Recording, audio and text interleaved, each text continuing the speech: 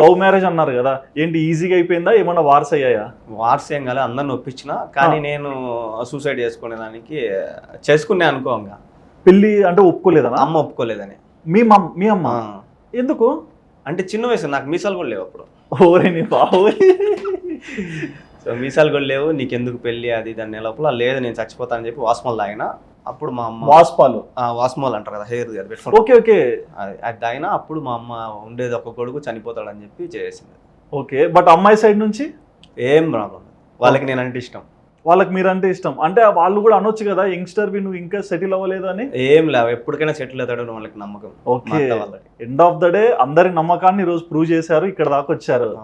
Okay, మరి పెళ్ళి అయ్యాక ఇబ్బందులు పడ్డా అన్నారు కదా, ఏంటి ఎలాంటి స్ట్రగుల్స్ చూసారు, అంటే ఎలాంటి ఇబ్బందుల్ని అర్థం చేసుకున్నారు? అంటే ఇదే ఈ కరోనా టైంలోనే చాలా ఇబ్బందులు పడిపోయినా. కరోనా టైంలోనే ఫైనాన్షియల్ గానే.